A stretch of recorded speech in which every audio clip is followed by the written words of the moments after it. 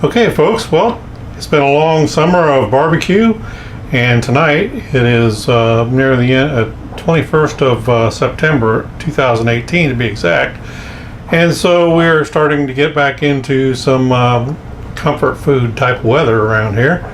And so tonight I'm going to be making an old favorite. Back in the late 1980s and 1990 I was stationed in Germany.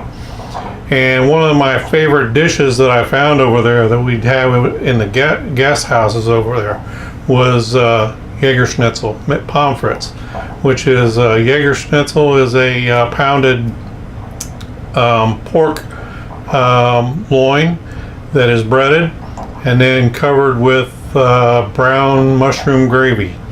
And so that's what I'm going to do here tonight.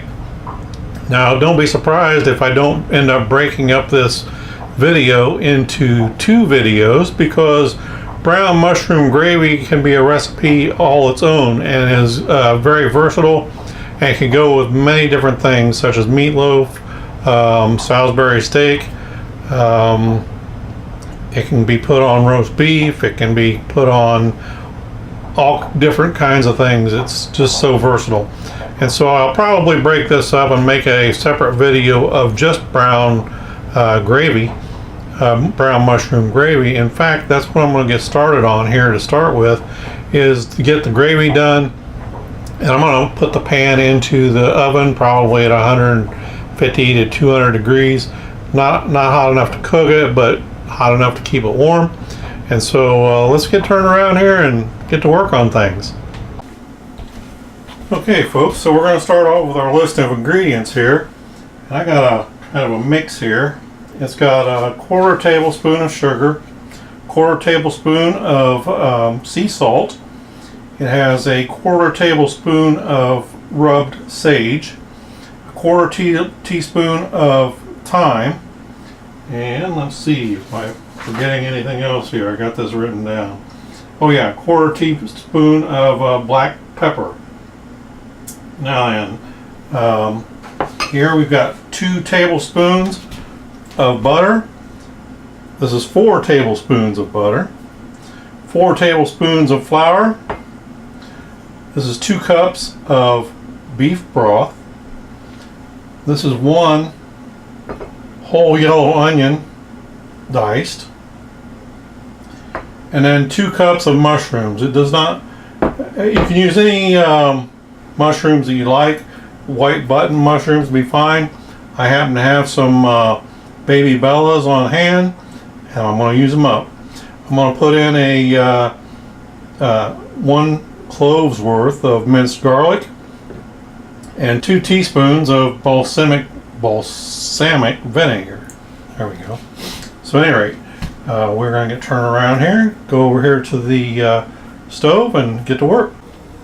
Okay, so I've got a medium-high heat going on underneath the skillet here. And I'm going to start off by putting in 2 tablespoons of butter. And then into that we are going to, as soon as we get this melted, we are going to add our onion. Okay, we're going to put our onion in there just like that.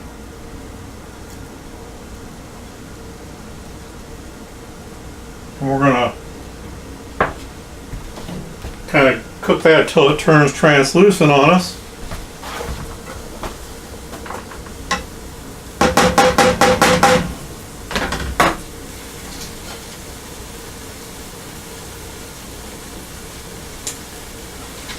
That's a little better. I forgot to get one of my lights on.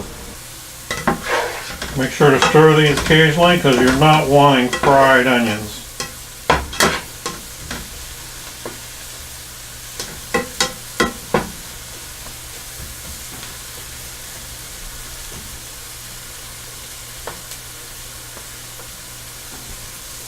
Okay, we're going to put in our clove of garlic. Now I'm going to put in about a half teaspoon of this pre-minced garlic here and call that a decent minced clove of garlic. I like garlic.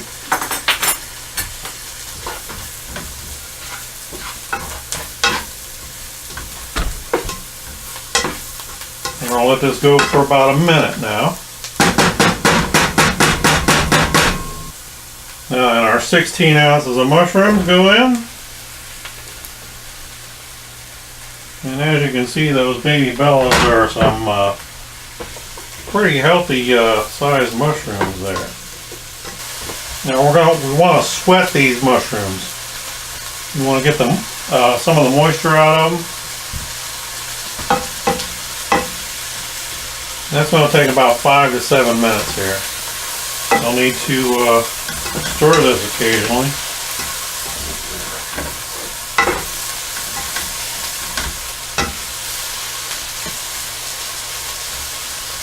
When I'm making gravy, I do prefer my non-stick pans to my cast iron. It's about really the only time I do anymore. Almost always I'm using my cast iron. Reason being, I have had gravy, especially milk gravies, like sausage gravy, and I get an iron taste from it, and that's the only thing I can say that I cook that I actually get an iron taste from my cast iron cookware.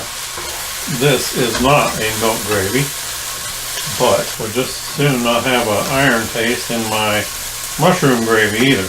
Now we're going to add in our 4 tablespoons of butter.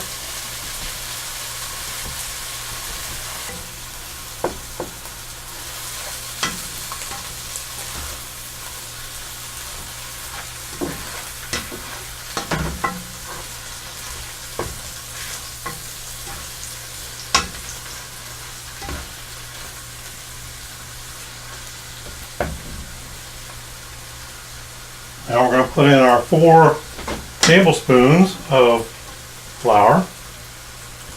We're going to begin mixing this. Also, we're going to put in our spices.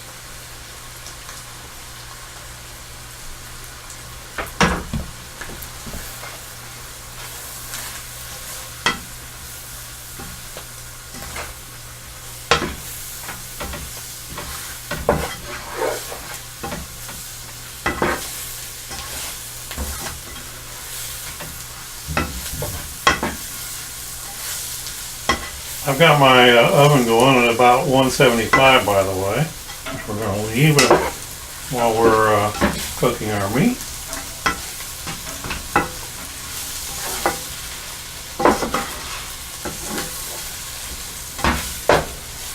Now then, the longer you brown your flour, the darker the flour will cause your gravy to be. At the same time, though, it loses thickening strength.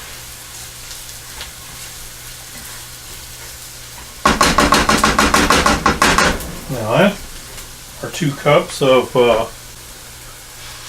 beef broth. You might remember in one of my previous videos I discussed broth and stock and what the difference are. And I'll, if you look in the right hand corner up there at the top, I will put a card in there to link to that video. You want to make sure that you're incorporating the mixing the flour into the broth. Now this is essentially a water gravy. There's 2 types of gravy, a water gravy and a milk gravy. And your milk gravy is for things such as sausage gravy or chicken gravy. Also the white gravy like you would have with chicken fried steak, country fried steak. We want to take this to a boil. Once it reaches boiling, it's going to basically the flour will reach its maximum thickening capabilities. Also, when you mix any liquid into your gravy, you want to make sure that the liquid is room temperature or colder.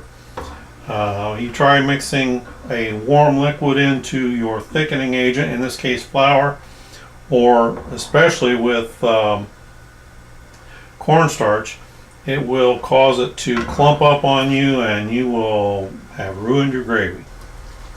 Oh, almost forgot.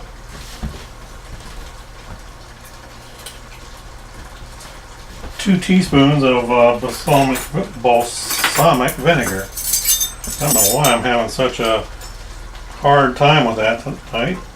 1, 2. There we go. And the longer you let this boil, the thicker this is going to get as well. For one thing, you're evaporating the water out of it. There, you know you're doing pretty good when the gravy will leave a trail in the pan behind your spatula there, rather than just immediately flowing back in. You know you're doing some thickening here. Okay, I am going to go ahead and take this off the heat,